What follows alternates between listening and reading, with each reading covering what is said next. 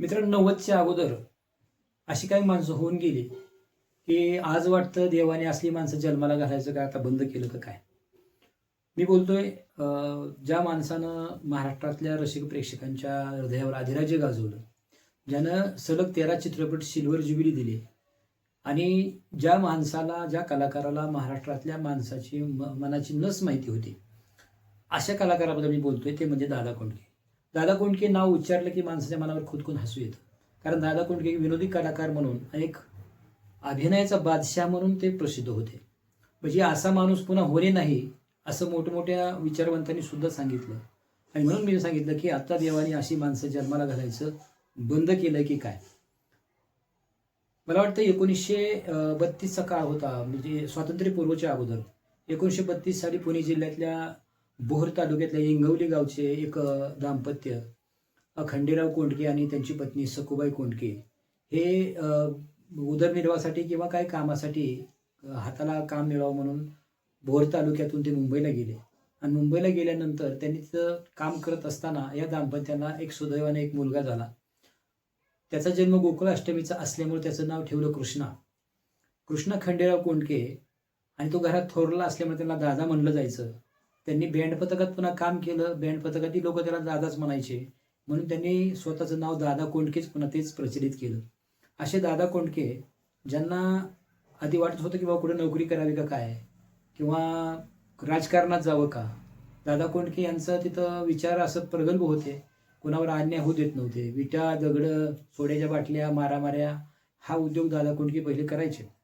आणि त्याच्यानंतर दादा कोंडकेंना असं वाटलं की एखाद्या कलाक्षेत्रात जावं, कारण त्यांच्याकडं थोडीशी कला होती, शाहिरी होती, ते लेखन करायचे आणि त्याच्यातून कलाक्षेत्रात जावं का. तसं करत त्यांना इच्छा माझी पुरी करा एक त्यांना वगनाट्य त्यांनी सादर केलं. खरं त्या वगनाट्याचं पहिलं नाव होतं छपरी पलंग, परंतु त्याचं नाव त्यांनी इच्छा माझी पुरी करा दिलं आणि महाराष्ट्रभर त्यांनी ते प्रयोग केले. महाराष्ट्रभर प्रयोग करत असताना महाराष्ट्राला वेड लावलं त्यांच्या त्या वगनाट्यानं. आणि दादा कोंडके त्यात विनोदी भूमिका असायची, त्याच्यामुळे दादा कोंडके पूर्ण महाराष्ट्राला माहिती झाले. त्या नाटकातून त्यांच्याकडे, त्या वगनाट्यातून त्यांच्याकडे पैसा आला होता. त्यांचे सिनेमा क्षेत्रातले गुरु भालजी पेंढारकर त्यांनी विचारले की आता ह्या पैशाचं काय करू. तर ते भालजी पेंढारकर त्यांनी त्यांना सल्ला दिला, तू चित्रपट काढ. त्याच्या अगोदर भालजी पेंढारकर यांनी त्यांना तांबडी माती चित्रपटात रोल दिला होता. तसा तो इतकासा चित्रपट चालला नाही, परंतु दादा कोंडके यांचं त्यांच्यावर चित्रित केलेलं गाणं जेव्हा शिवाची बैल जोडं, हे गाणं आजही एखाद्या कार्यक्रमात किंवा रसिक प्रेक्षकांना ते माहिती आहे आणि आजही एखाद्या कार्यक्रमात ते गाणं चालतं. त्यांचं ते गाणं अगदी अजरामर झालं. त्याच्यानंतर त्यांनी स्वतः निर्मिती करायची ठरवल्यानंतर सोंगाड्या चित्रपट त्यांनी निर्मिती करायचं ठरवलं. सोंगाड्या चित्रपट त्यांनी निर्माण केला, निळू फुले यांना, उषी चव्हाण यांना घेऊन. सोंगाड्या चित्रपट ज्यावेळेस निर्माण झाला आणि सोंगाड्या चित्रपटाला ज्यावेळेस थिएटरला लावला, परंतु त्यावेळेस देवानंद चित्रपट आला, तेरे मेरे सपने.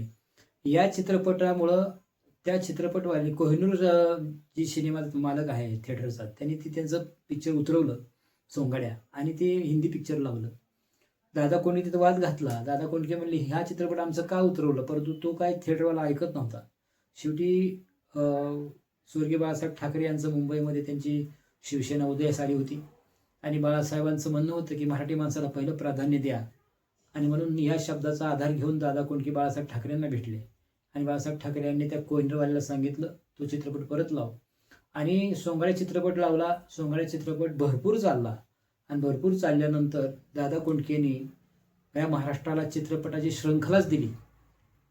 मग सोंगाडे असेल, बोट लावेल तिथं गुदगुल्या असेल, इच्छा मला घेऊन चला असेल, किंवा सासरचं धोतर, अशा अनेक चित्रपट, बोट लावेल तिथं गुदगुल्या, असे सलग चित्रपट त्यांनी दिलं. खरं तर त्यावेळेस त्या काळात एक चित्रपट दादा कोंडके जर आला तर महाराष्ट्र दुसऱ्या चित्रपटाची एक वर्षभर वाट बघायचा. आणि दादा कोंडकेंचं चित्रपट ज्यावेळेस लागायचं त्यावेळेस चित्रपट संपलं तर शेवटी पुढल्या चित्रपटात त्यात घोषणा केली असायची, तिथं नाव यायचं याच्यानंतर अमुक चित्रपट. आणि मग लोक त्या चित्रपटाचं नाव घेऊन एक वर्षभर वाट बघायची, दादा कोंडकेचा पुढचा असा असा चित्रपट येणार आहे.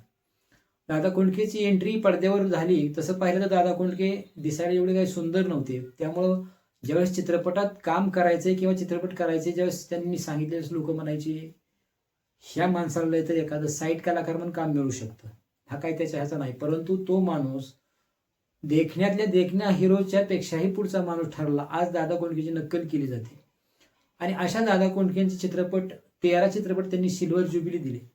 एक चित्रपट लावला तर 25 आठवडे पिक्चर तो उतरत नसायचा. एवढंच नाही तर हिंदी सिनेमावाल्यांनी सुद्धा दादा कोंडके चित्रपटाला धसका घेतला होता. हिंदी सिनेमा जर रिलीज व्हायचा म्हणलं तर हिंदी सिनेमाचा निर्माता विचार करायचा की दादा कोंडकेचं पिक्चर कुठलं येतंय का, ते लागतंय का थिएटर, ते नसलं लागत तर आपलं लावा.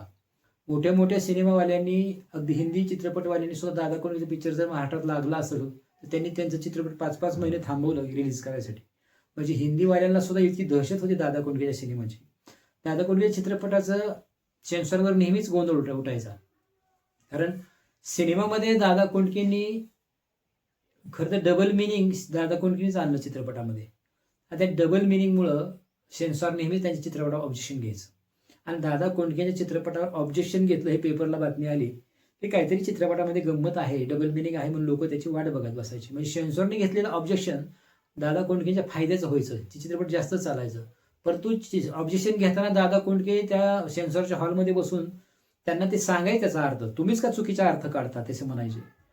एक सोंगाड्या चित्रपटामध्ये माळ्याच्या मळ्यामध्ये गोविंदचे गाणं आहे. आता सोंगाड्या चित्रपटात दिग्दर्शन काय दादा कोंडकेंनी केलं नव्हतं, चित्रपट त्यांचा असं दिग्दर्शक दुसरे दिग्दर्शक होते. आता त्यांनी दिग्दर्शक केल्यामुळे तर त्या चित्रपटामध्ये काही डबल मिनिंगचा असा काही विषय नव्हता. परंतु गाण्याबद्दल सेन्सॉर बोर्डाने ऑब्जेक्शन घेतलं होतं.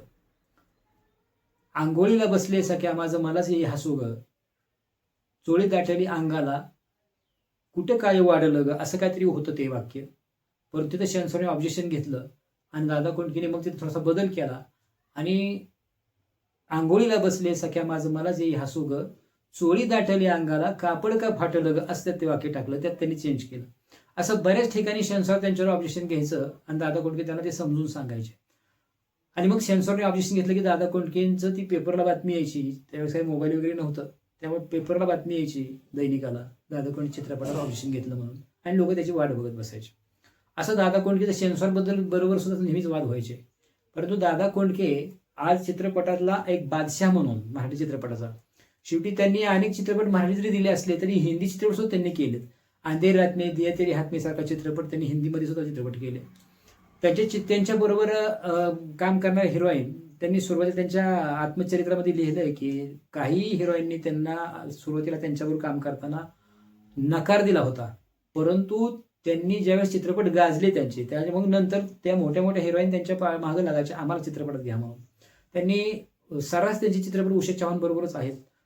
थोडंसं अपवाद जर सोडलं, उषा नाईक बरोबर एखादा चित्रपट आहे, अंजना बरोबर एखादा चित्रपट आहे, जयश्री टी बरोबर एखादा चित्रपट आहे, परंतु बाकी ह्या सारे चित्रपट उषा चव्हाण बरोबरच आहे.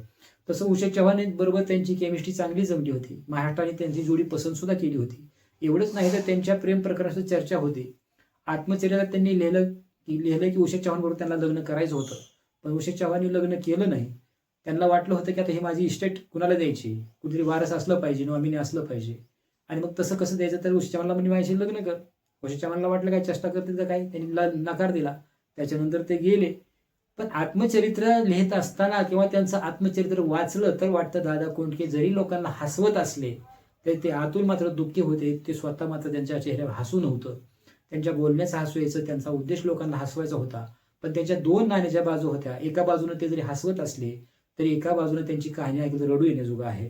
त्यांनी त्या आत्मचरित्रामध्ये शेवटी लिहिलंय की देवाला माझी विनंती आहे की नंतर जर मला तू माणूस म्हणून जन्माला घालायचा असेल तर मला पैसा प्रसिद्धी काही सुद्धा नको, परंतु माझं म्हणणारी 4 माणसं मला दे, एवढंच मी देवाला मागेन. कारण ते त्यांच्या वास्तव जीवनामध्ये ते दुःखी होते. त्यांना कोणी नव्हतं, मुलं नाही, मुलगी नाही. त्यांची जे लग्न झालं ज्या पत्नीबरोबर त्यांची घटस्फोट झाला, त्यांना मुलं झाली नाहीत.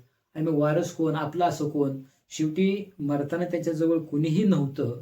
आणि मग दादा कोंडके जे मला वाटतं 1932च्या आसपास त्यांचा जरी तिथं जन्म झाला असा मुंबईत, तरी मला वाटतं ते 98ला त्यांचा मृत्यू झाला. आणि मृत्यू झाला तसा कमी वयातच झाला, परंतु त्यांची आणि पुढे कारकीर्द असायला पाहिजे होती. परंतु दादा कोंडकेंना हार्ट अटॅक आला. तसं तर हार्ट अटॅक येतो मानसिक तणावामुळं, आणि दादा कोंडके तसा मानसिक तणाव भरपूर होता. दादा कोंडकेने उषा चव्हाण बरोबर बरेचसे चित्रपट दिले. आजही दादा कोंडकेंच्या आवाजाची नक्कल केली जाते. दादा कोंडकेची गाणी आजही चालतात. डबल मिनिंग असेल दादा कोंडकेच्या, त्यांनी एका मुलाखतीत सांगितलं की मी चांगल्या अर्थानं गाणी बनवतो, परंतु समोरची माणसं त्याचा अर्थ वेगळा काढतात, त्यात माझा दोष काय?